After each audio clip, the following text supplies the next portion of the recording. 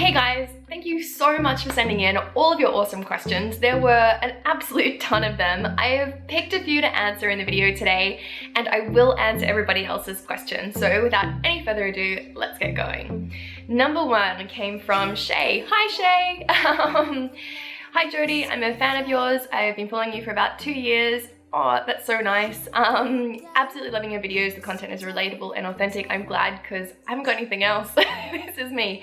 My question, how do you cope with the uncertainties and stress over a long period of time?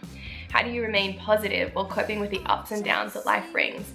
I thought this was a really great question because this is about 7.5 years into Shoes of Prey. We'll be turning 8 in October. So there's been a lot of stress with starting your own company. I've been through a divorce, moved countries, you know, there's been some really big things happen and it can be really tough to stay positive. So for me, the things that I really find grounding are staying really active. So I work out 3 times a week, minimum. I do CrossFit. I go to Soul Cycle sometimes because it makes me laugh and it's a good workout. And I'm learning how to surf. I think learning new things is also really important. So exercise is one. Another thing is that I try to stay very present. And I've talked about this in other videos, but there's a great book called The Power of Now by Eckhart Tolle. I know it sounds a little like, you know, it is a well-being book, so let's just go with it. But honestly, it was one of the best books that I've ever read to really help me get into the moment and enjoy what's going on. Dark Night Shad, yo, there's your shout out, and I will answer your other question in the comments. Closetto Rainbow, what is my horoscope sign? I am a Taurian. I am born on the 22nd of April, and so I think that means you said ascendant, but I don't actually know what that means. So I look forward to hearing back from you in the comments about what that is, but cool. Ivy Lou asks, what kind of market research did you do before running a business? And what did you think of the idea? Sorry, and what made you think the idea could work and go a long way? Pick me, and thanks. Ivy Lou, I picked you. Thank you for asking the question. In terms of the research, we tried to understand the size of the market. So that kind of research often costs money to get, and we didn't want to, so we just tried researching as much as we could online to dig up those numbers. So there are some places like Nielsen and there are government statistics you can dig up that help you piece together how big that market size might be. We then went and had a look at the shoe industry, how women were buying shoes, talked to friends, and then we did a test of the business and tested it on my girlfriends to see how they would like the idea.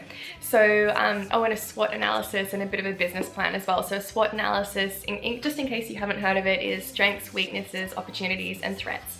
And once you kind of go through and think through those areas, it really does help you to understand if the idea could be successful or not. This might be worth another video actually, so I will hold that thought in mind and see if I can make something for you about that that's got some more detail, but I hope that helps for now. Jojo Dirk, oh my god, I think there are about 4 video topics in your question that you asked here, so I just wanted to acknowledge it because you asked some great questions, and I will probably make some videos out of these topics instead of answering them here because it would be a really long video otherwise, but thank you for so many thoughtful questions in there. Alyssa, how do you prioritize your desire to build relationships and spend time with those you love, while also killing it in your career and putting in the necessary work to achieve your professional goals? And I noticed as well, Madalena asked a very similar question, which was, do you have any recipe for balancing work and after work time? Actually, I guess this is kind of different. How do you ensure you give all your best at work, but at the same time maintain great relationships with your friends and family? Gosh, ladies, these are such tough questions, and things that I think about all of the time. You may have seen Randy Zuckerberg had said there are kind of 5 elements and you can only pick 3 of those to be good at. And it's such a horrible feeling. So the way that I think about that is maybe during the week I'm really good at exercise, sleep and work, and then on weekends I'm really good at friends and family. I don't know, to be honest. The way that I keep in touch with friends and family is that my mum and I have a deal.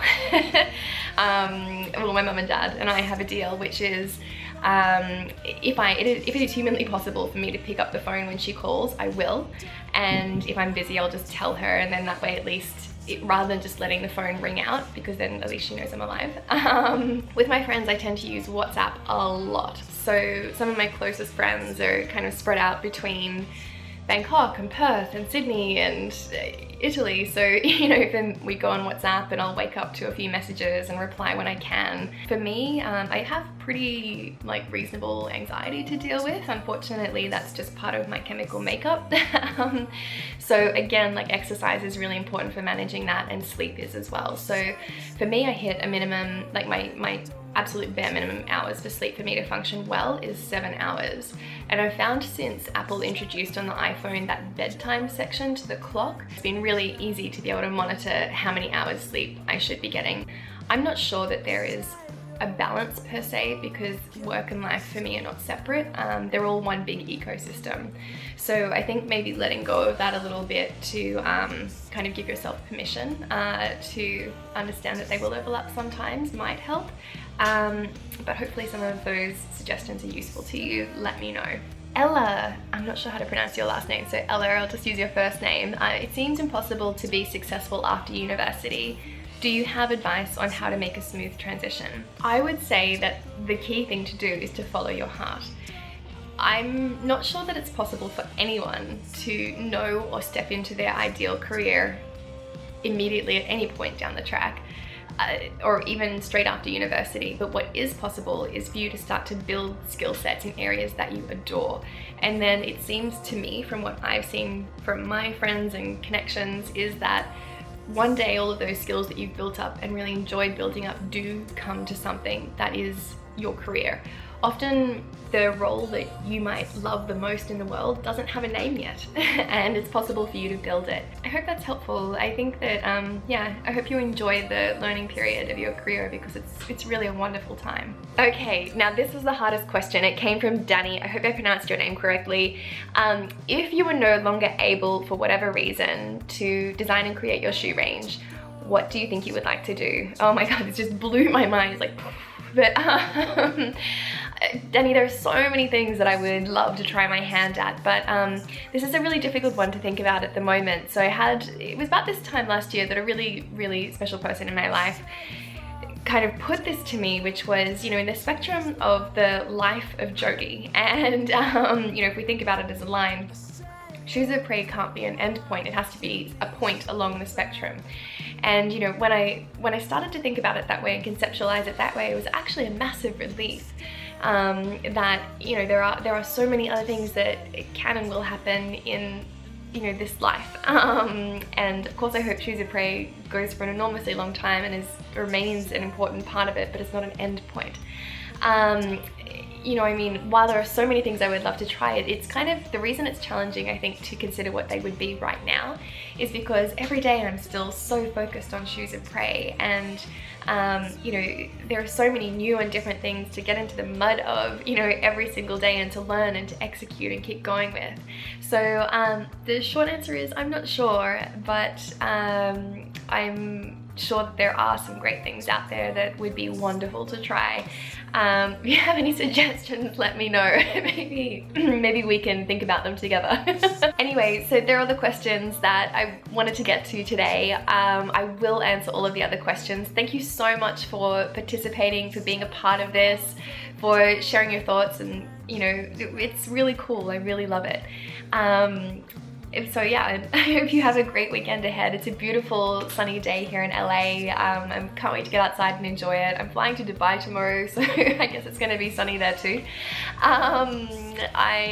But have a great week. I hope the weekend's wonderful, and don't forget, do everything before you're ready. Bye.